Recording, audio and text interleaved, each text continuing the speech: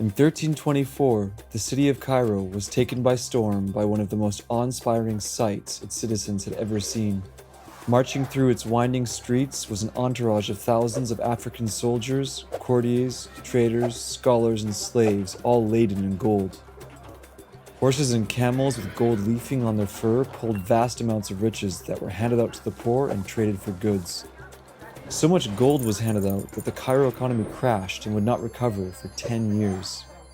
At the helm, sitting on a gold throne, holding a gold staff, was their leader, widely believed to be the richest human in the history of the world, Mansa Musa, the Emperor of Mali. In the era of Jeff Bezos, Bill Gates, Wall Street, and big tech, it is hard to fathom a more prosperous time in human history. However, many believe Mansa Musa's wealth outdoes that of all modern billionaires.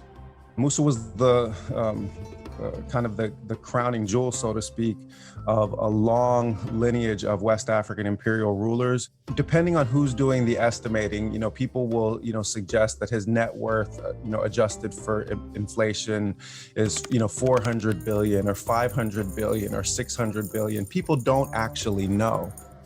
There's a lot of subjectivity to that type of claim, but it's really based on the kind of access Mansa Musa had to gold. Mansa Musa ruled over the Mali Empire, a vast and powerful entity that stretched from the Atlantic coast of Western Africa to the deserts of modern-day Niger. This region that the Mali Empire extended across was a source for some of the purest gold that circulated in that period of time when the most powerful polities were largely based on a gold standard. In the medieval period, without any question, there's probably only one state that has anything like the kind of military, economic, and political strength of the Empire of Mali, and that's probably China. A devout Muslim, Mansa Musa's legendary trip to Cairo was part of a pilgrimage to Mecca. Inspired by the experience, he returned to Mali in 1325 and kickstarted a golden age for one of Africa's most famous cities. He invests the resources of his empire into cultivating the really, really important Islamic scholarly tradition in West Africa. So in Timbuktu, for example, there are 80 universities in the city of Timbuktu in the 1400s. This is a complex literate society that there are scholars from all over the world, literally, that are coming to learn Islamic law and astronomy and theology and these sciences in this West African empire. The Mali Empire continued to thrive for the rest of Mansa Musa's life.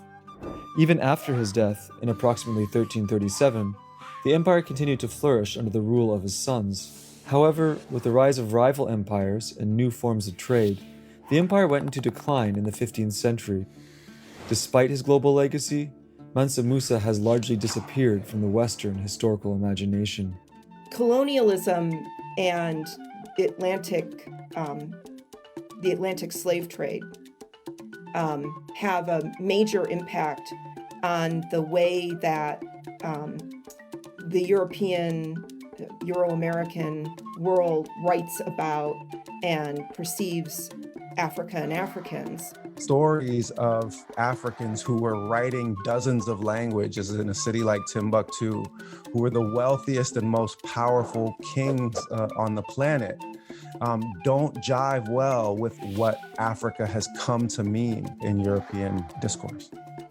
This is one of those kind of treasures of African history that if we can unthink some of our received wisdom about what Africa is and isn't, if we can unlearn some of the things that we think that we know about Islam, we can have a glimpse back into an entirely different world.